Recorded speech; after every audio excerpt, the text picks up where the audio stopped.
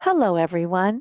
Thank you for attending today's webinar on what to do next because you've been admitted to Florida Tech. My name is Stacy Reeder, and I'm the Associate Director of International Admissions. I'm joined by my colleague, Stephanie Enstis, who's also Associate Director of International Admissions, and my other colleague, Marie V. Walker, who's the Assistant Director of International Admissions. To begin with, we'd like to show you a video welcoming you here to Florida Tech.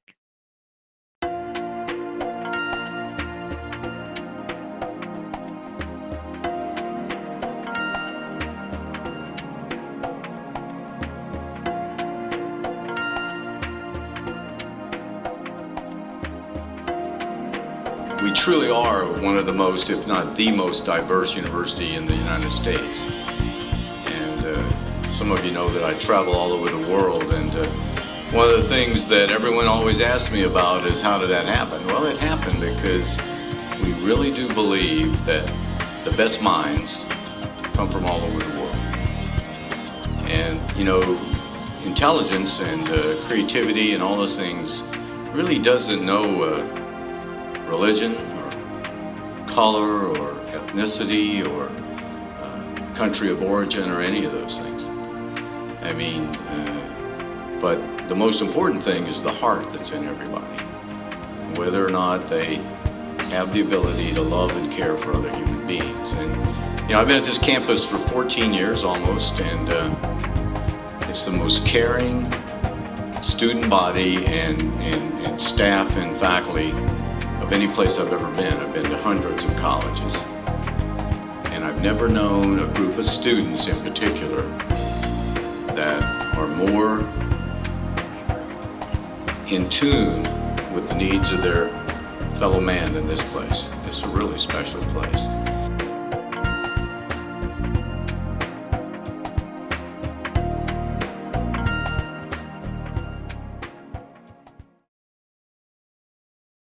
Okay, in that video, it was mentioned about our rankings, and a ranking that we're really most proud of here in the International Admission Office is that U.S. News and World Report has ranked us #1 yet again for the most international university in the United States.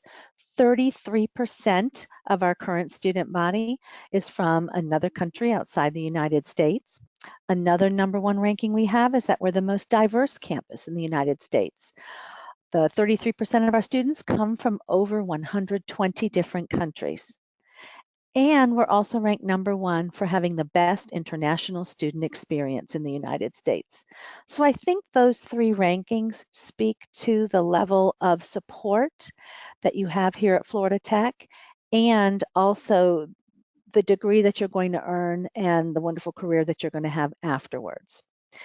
All right, through the application process, you've been working with either myself or Stephanie Marie V, and so continue to work with us through the enrollment process. And as we go through this presentation, please type your questions as we go through it, and we will be answering them in the presentation. This presentation will take approximately 40 minutes. All right, so these are the steps that we're going to go through. On this slide, you're looking at one of the best assets of our area, and that is our beautiful beaches. Florida Institute of Technology is located in the city of Melbourne. Melbourne is on the coast of Central Florida, right on the Atlantic Ocean. And the beach in this picture is just 10 minutes from campus by car and another 20 to 25 minutes by bicycle. Our climate here in Melbourne is a tropical climate, so it does not get very cold. In fact, we have no snow and no ice. Our location is perfect, being on the coast of the center of the state, because we are 1 hour from Orlando, and most of you have heard of Orlando. It's the city with all the theme parks. And we are 3 hours from 3 other major metropolitan areas, those being Miami, the Tampa-St. Petersburg area, and Jacksonville, Florida. Here in Melbourne, while it's not a huge city, we do have everything you would need for a very comfortable and stimulating life while you're at university. We have all kinds of restaurants, shopping. We even have our own little theme park. We have golf courses, we have tennis courts, and all kind of activities for you to do. But most importantly, I think Melbourne is a warm, welcoming, friendly, and most of all, very safe community. You're coming to what we call our own little slice of paradise. So what are we going to go through today? Well, we're going to go through the 5 steps to enrolling at Florida Tech. So first, let's address English proficiency requirement. All right, so if all students whose first language, whose native language is not English, need to prove English proficiency in order to get a student visa. And by English proficiency, we're referring to university level academic English proficiency. And this is necessary, as I said, to get your visa, and it's also necessary for your academic success here at Florida Tech.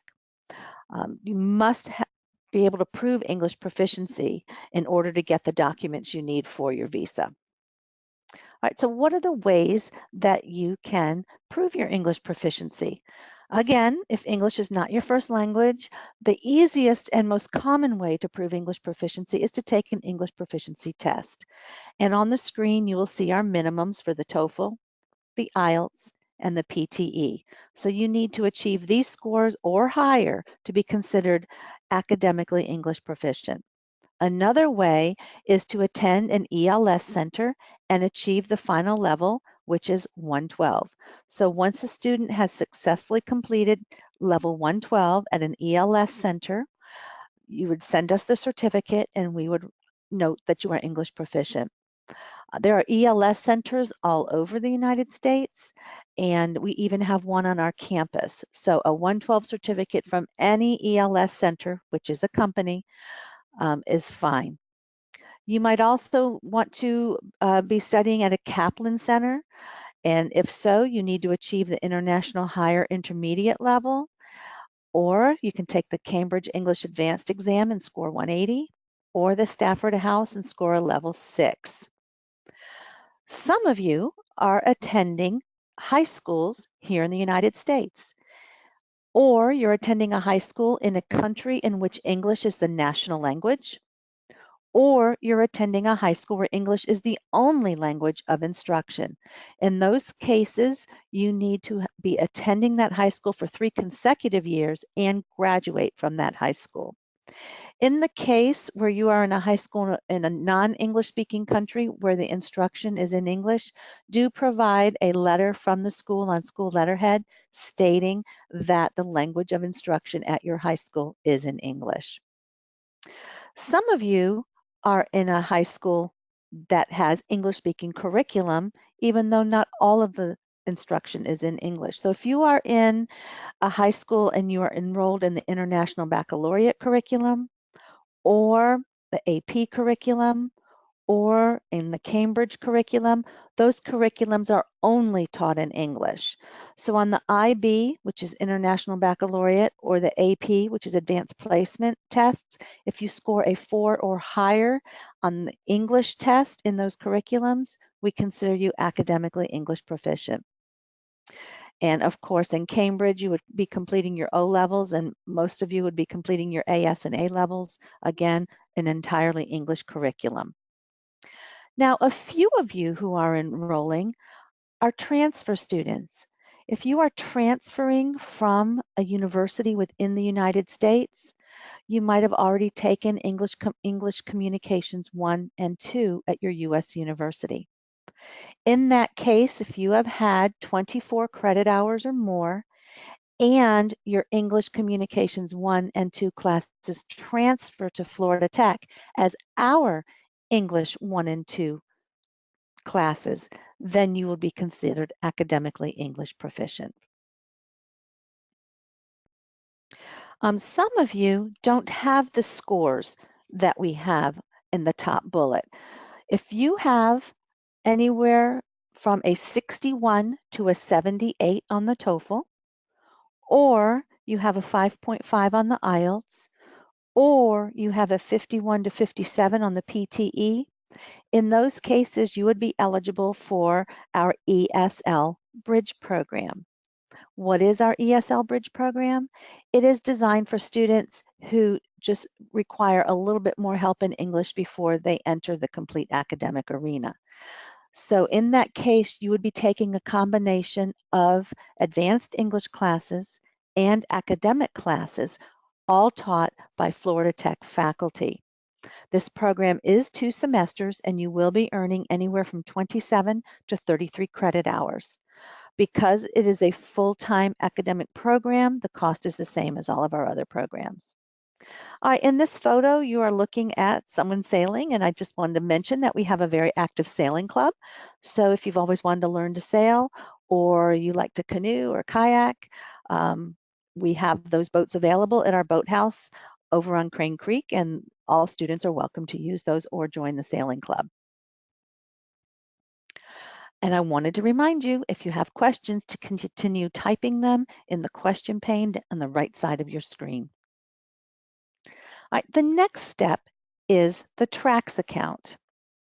And TRAX is a term that is unique to Florida Tech. Our mascot is the panther, and when a panther walks, they leave paw prints or tracks. So it's just a cute play on words.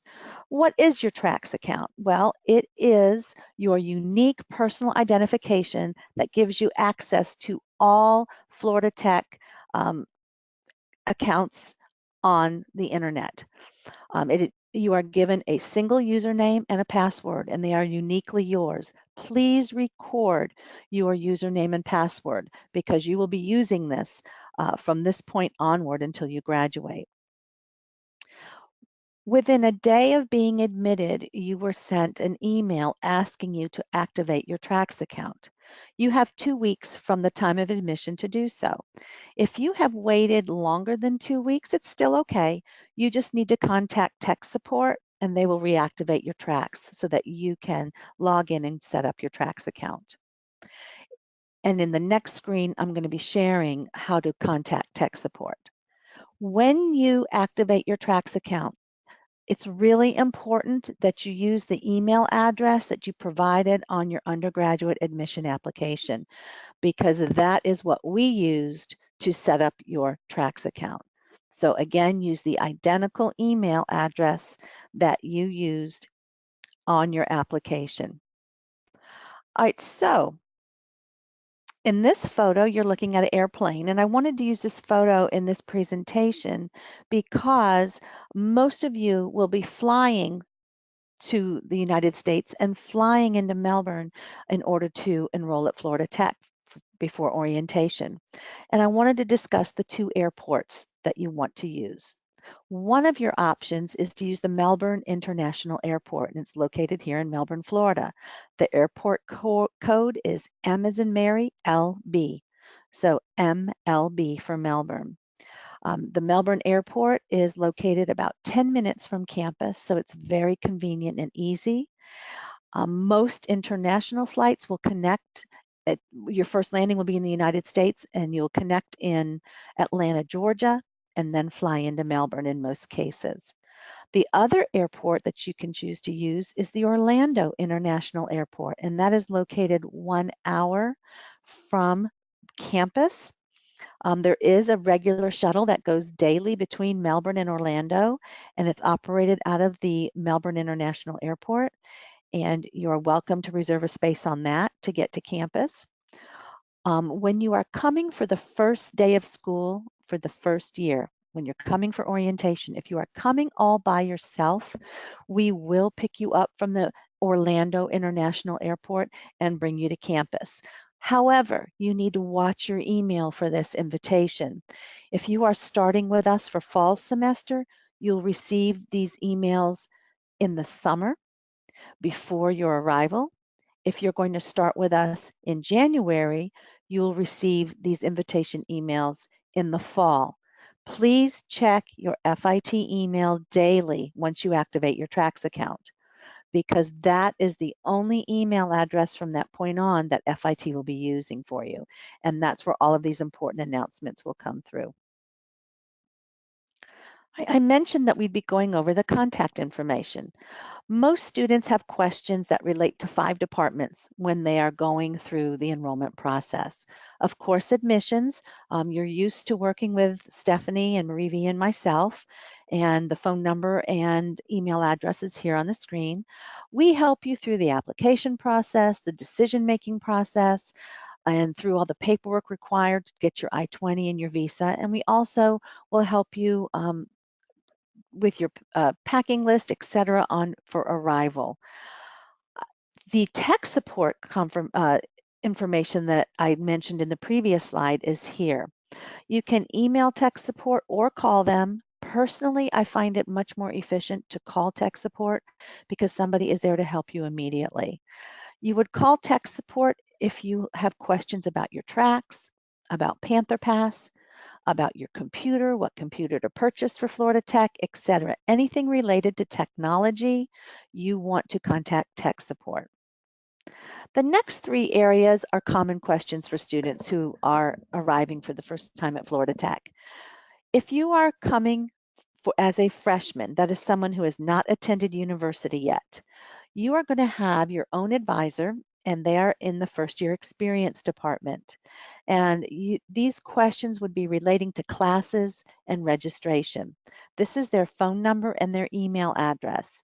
You will contact them to ask who your specific advisor is, and then he or she will help you choose your classes and create your schedule and get you registered for class.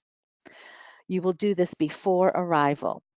If you are a transfer student and you have earned more than 30 credit hours, then your advisor will be in your academic department, which is why at the bottom of this chart, I've listed academic departments. And you can go on our website to look up your particular department's phone number and email address.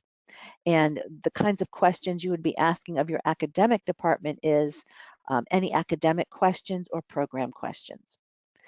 Now, those of you who are going to have a meal plan and live on campus might have questions about housing or meal plans.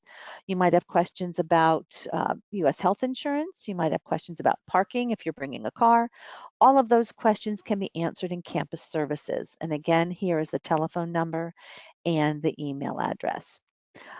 All of us here on campus are happy to assist you any way we can. So if you have a question, please don't be shy about contacting the correct department and asking your questions. All right, the next thing we're going to talk about is the Panther Pass. Again, another cute play on words. Your Panther Pass is all of your enrollment paperwork. If you think back to all the years you've been in school, when you were younger on the first day of school, most of you, if not all of you, brought home a handful of papers that you handed to your parents. And after you went to bed at night, they sat and they filled out all of that paperwork. And then the next morning, you carried all that completed paperwork to your teacher. Well, you have to do the same thing here at university, only now that you're leaving for university, you are the one who gets to complete all of that paperwork. And instead of being on paper, it is now digital. So the Panther Pass is your enrollment paperwork that takes you through the enrollment process. And you access your Panther Pass with your TRAX username and password. If you have not activated your tracks yet and you're ready to start Panther Pass, in the upper right-hand corner of the screen at the Panther Pass link, you have the opportunity to activate your tracks username and password. It's really important to note that Panther Pass must be completed before you arrive for orientation. That is very important. The last page of your Panther Pass you should print and bring with you because it tells us you have successfully completed Panther Pass.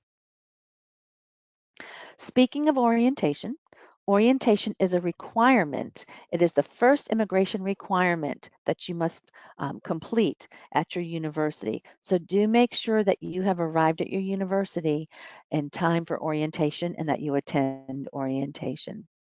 All right, here are some of the services that are available through Panther Pass, and these are the steps you'll be going through.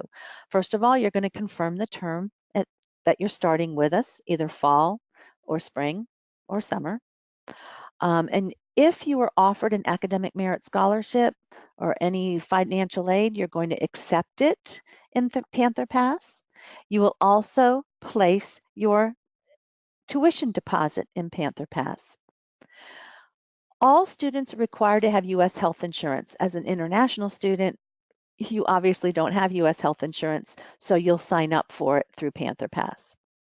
You will also take placement tests, and the word test usually alarms students.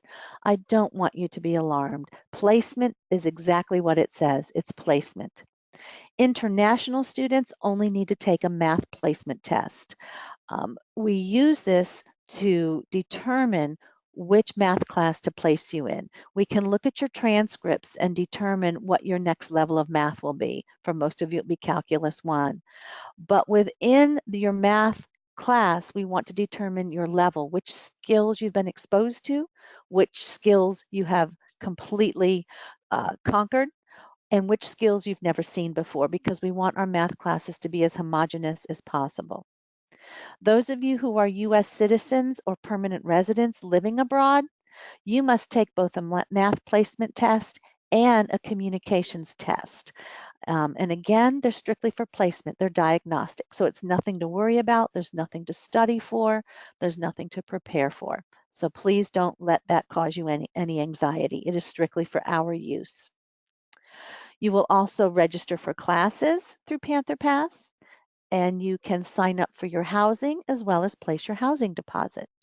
Now, when you're in Panther Pass and you're at the housing part, please note that you must complete a housing application, and that is a separate link. So do click on the application link to complete your housing application and then place your housing deposit. The housing deposit is refundable and it is $200. So when you leave campus housing, we do refund that $200 deposit as long as there were no damages to the housing while you were living there. You will also sign up for your meal plan. If you're bringing a car, you can get your parking permit. And very importantly, there is a health form that you must complete. Please note that there are immunizations required by the state of Florida. You must have the mandatory immunizations, and we strongly recommend that you get the suggested immunizations. Again, your safety and success are paramount to us, and we want you safe both physically and health-wise. This health form must be completed and submitted before you're allowed to register for classes. So do make sure you complete that health form. Again, this is a requirement of the state of Florida, and they are very strict about this. So we've covered the things you're going to be signing up for in Panther Pass, and there's even a few more things that you will see. And again, when you've completed Panther Pass, it allows you to have a smooth transition into your arrival at Florida Tech. And again, it must be completed prior to your arrival for orientation. So oftentimes we get the question, well, what would happen if I don't complete my Panther Pass? Well, in that case, unfortunately, we'd have to pull you from orientation and send you to a computer for you to complete the Panther Pass. And we just don't want that to happen. We want you to be able to continue with orientation smoothly. Also, without taking the placement tests or without the health form, you won't be allowed to sign up for classes. And we don't want that to happen. So we don't want any delay. Our goal is your success. And also in Panther Pass, it's important to note, if you would like, you can merge your personal email with your FIT email to make checking email easier. So you might consider doing that. All right, again, if you have questions, please be typing them in the question box so we can be answering them as we go through the program. All right, the next step is the tuition deposit. And as I mentioned in the previous section, the tuition deposit is placed in Panther Pass. If you would rather, you can also call student accounts and they can take your deposit over the phone by credit card. Please remember that $300 tuition deposit is non-refundable, with one exception. If you are not successful in obtaining your student visa, in that case, we will refund your tuition deposit. We want to reassure you that this $300 is not an extra fee. It is part of your tuition. You just pay it ahead of time to hold your place in the incoming class. It confirms your intent to enroll. And you will note that when you receive your first semester bill, that the $300 has been taken out of it already. It also allows Florida Tech to plan for how many students are coming. So it's really important for you to reserve your space, and it's important for us to be able to budget and plan for the incoming class. These tuition deposits are due by May 1st. In the United States, May 1st is the national day of letting your universities know which university you will be attending. So many of you have applied to a number of universities. Please let all of your universities know your decision on or before May 1st. And you must also pay your tuition deposits on or before May 1st. For those of you who got admitted or are getting admitted or got admitted after May 1st, then you have 30 days from the date of your admission to notify your university that you are attending and place your tuition deposit here at Florida Tech. All right, the next thing we're going to talk about is your I-20. And this is the document most of you are very anxious about and really want help with and want to get started on right away. All right, your I-20 is an official document, and its purpose is to let the U.S. Embassy or consulate know that the university has fully approved you to enroll at the university. This document is required at the time that you are interviewing for your visa, so make sure that you bring it with you. Once you receive your I-20 from us, it's really important that you immediately go online to the SEVIS website and you pay for your I-20. It costs $200, and when you pay for it, you need to print that receipt because you need to bring the I-20 and the receipt with you to your interview. And you also will be required to have your I-20 and your receipt with you to enter the country. All right, we've got some forms that we need you to complete, and when you were sent your email telling you of your admission, from either myself, Stephanie, or Marie V, we attached them to that email. Also, the links were sent in your official admission letter checklist, which was the second page of your admission letter. So the first form that we sent you is the I-20 request form, and we're going to be going through that shortly. We sent you the International Student Scholar Services Financial Certificate form. We need a copy of your passport, of course, need proof of English proficiency. We need proof of funds. You need to show the U.S. government that you have at least enough money for the first year of your study. It is common for them to ask how you're going to pay for the subsequent 3 years of study, so be prepared for that. You show proof of funds through a bank letter from your bank. So the bank letter needs to be on bank letterhead. It needs to name the account holder, the number of the account, and the amount of money in the account.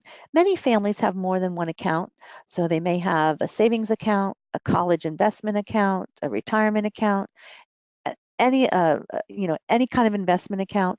As long as these are liquid funds, you may use this money towards your education. You just need to have letters from each financial institution stating the account holder, the account number, and how much money is in the account.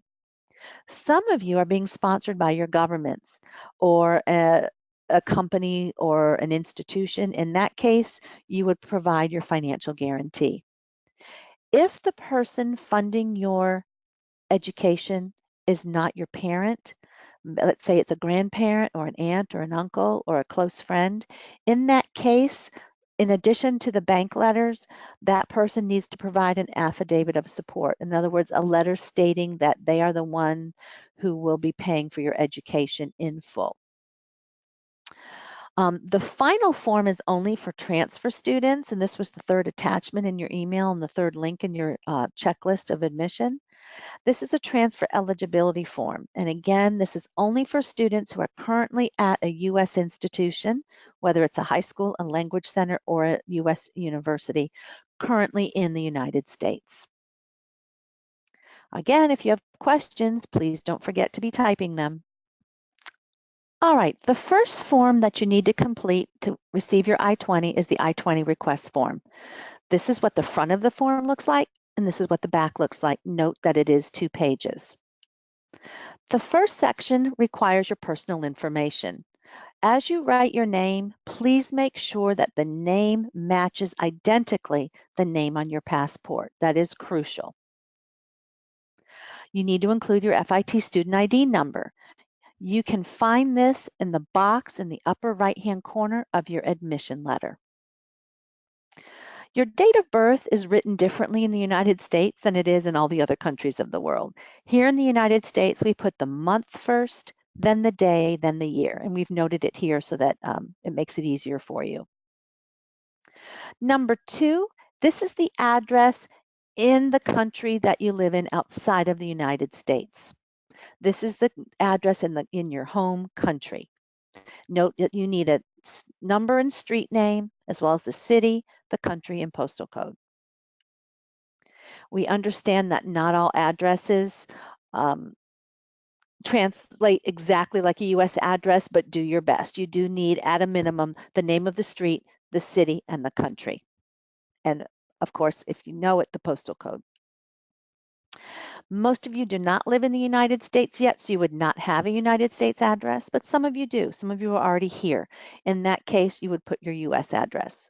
For those of you not in the U.S., you would just leave this blank. All right, most of you are coming and you're not married, so you would check box A.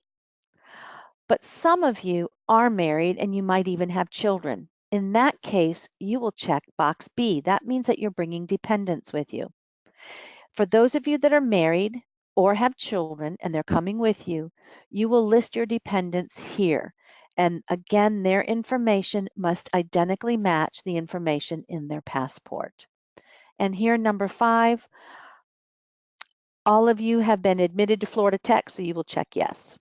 All right, number 6 is strictly for students who are already in the United States. So if you are studying in a high school, a language program, or another university, then you would complete number 6.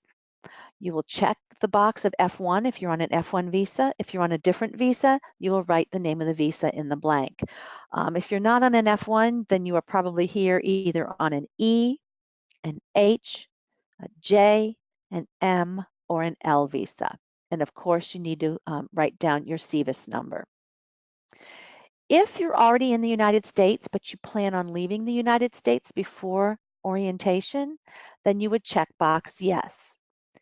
If you're currently in the United States and you don't plan on leaving, you're not going to take a vacation outside of the United States, you're not going to go home to visit family or friends, then you would check box no. Those of you who are currently studying and living outside the United States would not complete number 6. Instead, you will complete number 7. All right, the second form is the ISSS financial form. ISSS is an acronym you're going to hear a lot, and it stands for International Student Scholar Services. This form also has 2 pages. This is what the front looks like, and this is what the back looks like. At first glance, it looks like a confusing document, but in reality, it's quite simple, and we'll go through it. These boxes that look overwhelming at first are simply the pricing for the programs for the school year, okay? You will see that it's broken down into tuition and fees, your living expenses, other fees, and then the total. Your living expenses is an estimate. You may spend less than this, you may spend more. Everybody's a little bit different. The other is made up of things like your SEVIS fee, your airline tickets, your pocket money, etc. The column that you need to be concerned with is the total column, because those are the numbers you're going to use to complete this form. And those are the numbers that you need to use to show proof of funds for to the U.S. government. Okay, as you're filling out this form, you are going to, if you're using personal funds, you're going to put the name of the bank and your parents and how much money total that they have in their accounts. If your government or another agency is the one paying for your education, you will put the name of that government or agency and the amount of money that they're furnishing. Some of you earned a Florida Tech Academic Merit Scholarship. In that case, you would put the number of that scholarship there in this blank. Some of you are taking out a student loan. If you have been approved for a loan, you will put the amount of the loan in this box, and also you need to send us a copy of the loan letter. And then your total amount of available funds goes in the final box. It must be equal to or greater than the amount in the totals column on this paper. All right, this is for those of you who are using personal funds and are providing bank letters. And this just tells you the information that must be in the bank letter. And it is okay if you have more than one account. Many families have savings account, investment accounts. You might have college fund accounts. You can use all of those accounts to show proof of funds. You simply need a letter from each financial institution, and each letter must include this information. Next, your parents need to sign and print their name and their date. If someone other than your parent is funding you, such as an aunt or an uncle, a grandparent, or close family friend, then that sponsor needs to also put their name, sign, and date. And they also need to state their relationship to you. And they must complete the rest of the information, their address and duration of sponsorship. Those of you that are being sponsored by a government, you're not going to be able to have this information, so you would leave that blank. And finally, just like on the other form, you need to sign and date the form. And on this one, you want to put your FIT student ID number again. And again, that number is found in the upper right-hand box of your admission letter. The final form is only for transfer students. These are for transfer students who are currently studying in the United States, either in a U.S. high school or a language program or a U.S. university. So if you are currently studying in the United States, then you need to complete this form. The top half of the form is for you to complete. The bottom half is for the institution that you are currently at to complete. This is the same information from your other forms. Okay, and again, the name needs to match the name in the passport. Once you have completed this part, you need to sign and date it, and then hand this entire form to your current institution because they need to complete this part. Notice the SEVIS release date. We need this form before you finish at this program. So they need to write down the date you're going to finish the program and they're releasing your SEVIS record. It doesn't mean that they're going to release you when they complete this form. We just need to know the date they're going to release you. And then they will complete the rest of this section, sign and date it. When this form is complete, please send it back to your admission counselor, and we will take care of the forms for you. If your current institution needs to know Florida tax information, it is located here on the bottom. So all of the information they need is there. Again, be typing your questions. All right. This is the part that makes you, the student most nervous, the visa interview. So when we ship your I-20 to you, we also send you a link with some helpful hints for your visa interview, as well as a lot of information of things you need to take with you to the visa interview. So do make sure to read the papers that are in the packet that we send you. In the packet, you will also find your hard copy of your admission letter. So you want to take that with you also. All right, so when you go to your visa interview, what is the consular official or embassy official looking for when they're talking to you? Well, basically, they're looking for four things. You need to bring your I-20 and the receipt for paying for your I-20. They are also going to try to determine your intent to return home. It is really important that your plan when you graduate is to go home to your home country. They want you to have a plan, and they're going to be looking to at your ties to home. They also want to make sure you can afford this education, so you need to show proof of funds. So bring all those bank documents with you.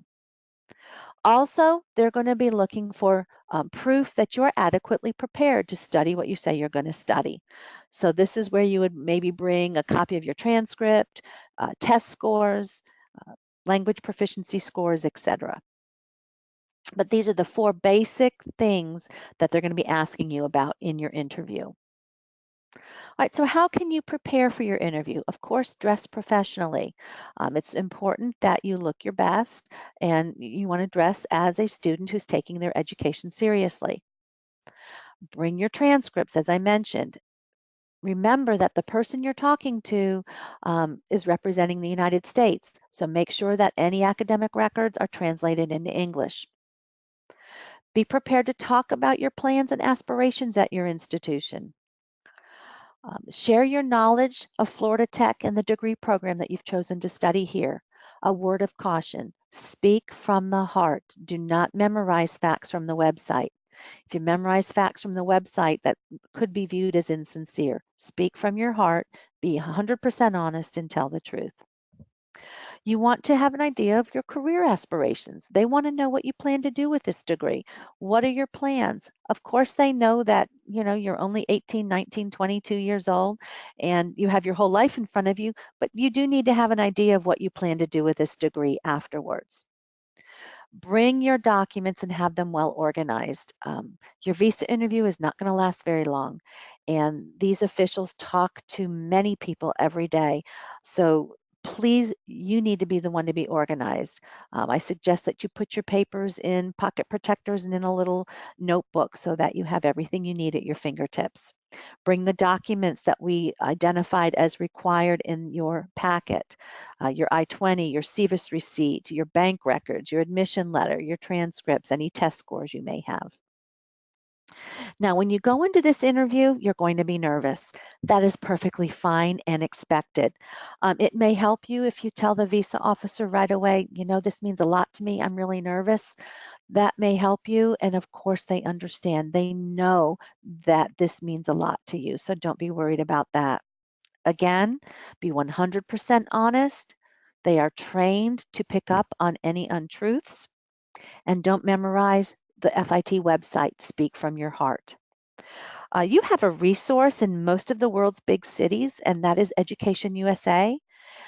You can go for free to the nearest Education USA office, and they will help you prepare for your visa interview. And I think that would be invaluable. So do go to the Education USA website and look for the nearest Education USA office. Sometimes they're in the US Embassy or Consulate, other times they're in a separate building, but most major cities around the world do have an Education USA office in them or nearby. The Education USA office also hosts valuable pre-departure orientation meetings, and those are really helpful to get you prepared to leave your home country to travel to a new country to study. So do take advantage of Education USA if you have an office close to you. So as we conclude, this could be you. We are excited for you to earn your bachelor degree here with us at Florida Institute of Technology. We hope that you consider staying to earn a master's degree or PhD when you're done. As you know, we have the fast track where you could earn your bachelor degree and your master's degree in 5 years instead of 6. That might be an option for you. Perhaps you'll be staying longer than your degree to serve an OPT, which is optional practical training. Either way, we can't wait to welcome you to Florida Tech, and we look forward to your success and your graduation with your degree. Enjoy the next video clip, which is going to show you what it's like to be here at Florida Tech, and welcome. We look forward to meeting you.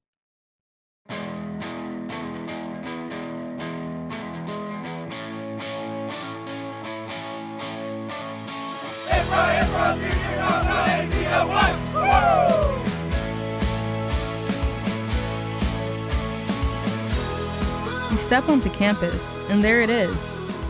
This feeling that says, come, take a closer look. So you look. You see friendly faces from all around the world. You notice the outline of palm trees against a clear blue sky. You witness learning in action. And everyone seems passionate. Because they are.